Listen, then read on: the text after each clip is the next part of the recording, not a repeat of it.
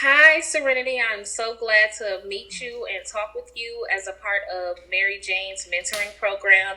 And I hope that we can learn a lot from each other during this experience. Yes, I'm very happy to have you here. So, should we just get started?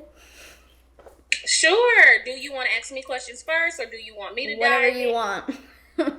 Okay. A question that I really wanted to know is how do you feel about adoption? Do you think it's like a good thing, a bad thing, or how exactly do you feel about the word adoption in your I experience?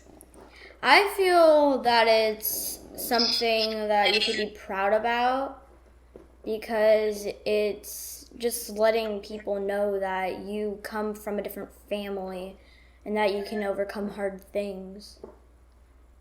I That's like that. yeah. Oh, so mature. Okay.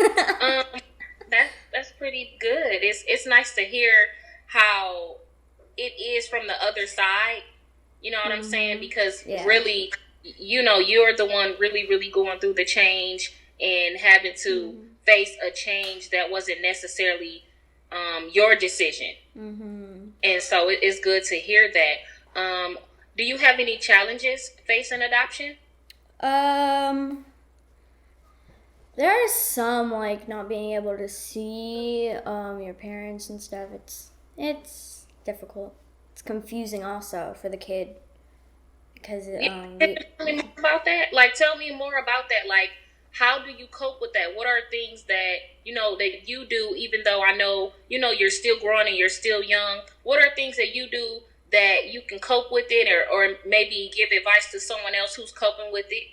well, what I do is I just throw that thought away in my brain's dumpster and just think about the good things that I Mm-hmm. have. Nice way to be positive. That's good. It is a ways that you can channel that energy into something positive, like you said. Um, had a few questions. It's kind of flowing naturally, so I did ask one of them.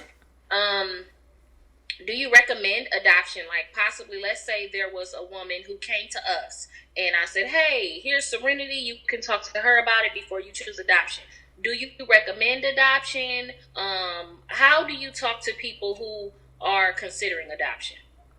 I've actually never done that, but I would probably just say like, "Hey, it's fine. You can do it if you want, because it's better for the kid, because it gives the kid a better future." Hmm. Mm. That's true. That wow, you sound just so mature, and I guess as an adult, it's good to have a conversation. For one, we're equal right here, so I feel that I'm equal to you and that you're equal to me. But it's good to have that conversation and see that our kids really are smart and they are in tune on what's going on in the world and the issues. So I really appreciate that. I like that. Do you have any like questions for me? So how did you feel after your decision of placing your baby for adoption? Like what? Like the time frame? Like, do you mean like right after? Do you mean now Like or right after? right after? It was um kind of like a shocker a little bit. I know, like right after I had him, and then when I had to leave the hospital, I remember I was taking a video, and he was just like sleeping, just like breathing. And I know that just sounds kind of like weird or kind of normal, but weird. But I just was like, oh my goodness, I'm leaving my sleeping, breathing baby. And it was like so surreal. But I just felt like, it was just something that I had to do. But like you said, like kind of just turned into something else. Mm-hmm. Hmm. Do you want to ask another question? Do you have any other questions? Yeah, I have two more. Okay, go ahead. Why did you do the adoption? Um, like I was telling your mom, I know we are all different in the world, and we all choose to believe in different things. I have a strong faith background. I'm not so much as religious as I am spiritual, and I believe in God setting up the universe to allow certain things to happen, and so I just felt like that's what God was telling me to do. And although I didn't know anything about it, I felt like he was saying, well, this is what's best for you. And you might not understand now, but this is what's going to be best for you in the future. Just like how when I was a kid, just like now, your mother or father might say, this is what you need to do. And you're like, oh, I don't want to do that. But, you do learn that in the future, you understand it later. Mm-hmm. Yeah. Mm-hmm. Also, my last one, how did you deal with your life after everything happened?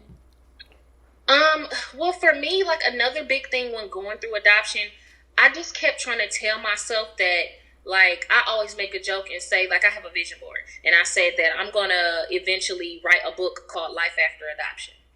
And so I always said that to myself during adoption and after that, you can still have what you want because, placing my son for adoption, I really, really love him. And I knew then that I didn't want to not ever have kids again. It just wasn't in the plans at that time.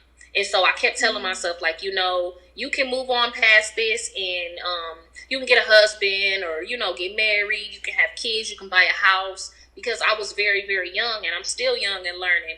But I just kept trying to tell myself that your life is not just over. Sometimes things happen to us and we're just like, oh my goodness, my life is ending.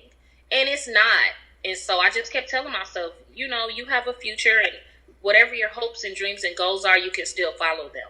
Mm-hmm. It's a very good message. Thank you. Thank you. I really like the energy that we both have. So if it's okay, I have another question. Okay. Okay. I don't know if I asked you this, but do you have any like regrets on adoption? No. Okay.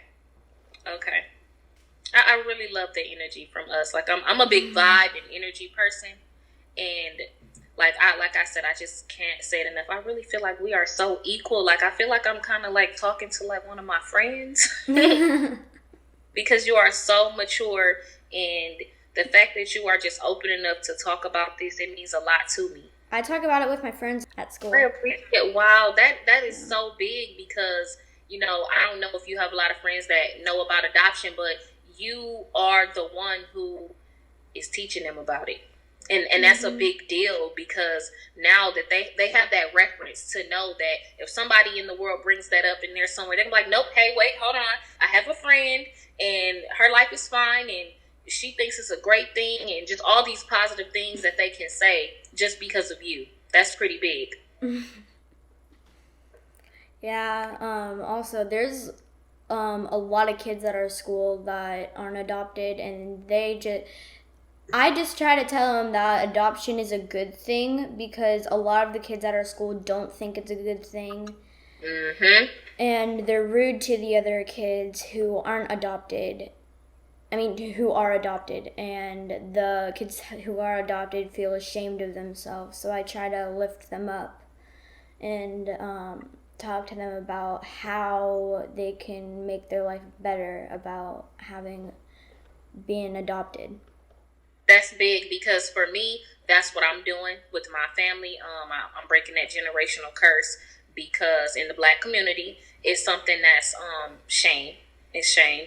And also, my children and I are all mixed with Indian, and that's a huge shame. And so, I just feel like what used to happen and what they used to do is not what necessarily is always good to continue to do. You know how a lot of things you do, oh, well, my grandmother and her grandmother, like, no, I feel like I wanted to shine light on it. And I wanted to be that one in my community to let people know that it's not something that should be shameful. A lot of times people feel like, oh, well, you didn't love your baby. Like, it's completely the opposite. If anything, you feel like you love your child even more. Like, even more than anyone else because you are literally giving that ultimate sacrifice and you're breaking your heart to really provide a better life for your kid. Everybody at my school is like, did your parents not want you? Did they put you in an orphanage or something? And I was like, no. And that's also not the same thing. Like, no, it's not. I definitely, it's just not. Like, foster care is, I'm sorry to say, but it's not the same thing as adoption. Foster care a lot of times is, unwillingly, but adoption is willingly. And, you get to basically choose who you want to love on your child in the best interest. And you and that person or that family gets to really sit and talk about the best interest and, just all the options. Mm-hmm. Yeah, it's such a beautiful process, and I'm glad that this conversation is being had, because now the world gets to see your perspective and my perspective, and see that we can all come together, and it's just all for the love. It really is. It's all for the love. That's also because we're all interconnected. That is, girl, you might be something like a mentor or something when you grow up. But that's pretty cool. It's true. It is true. Like, to me, it's just like a one heart, one world type of thing. Wow. I'm pretty sure that your role models is rubbing off on you. I can really see it. I can see the glow. I really can. That's beautiful. Thank you. You're welcome.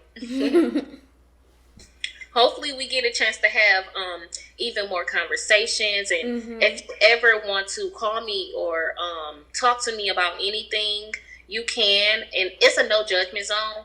And it doesn't even have to just be about adoption. If it's school, if when you get older, it's just, I don't know, relationships or college, or I don't know, girl stuff. College, hair, girl, anything.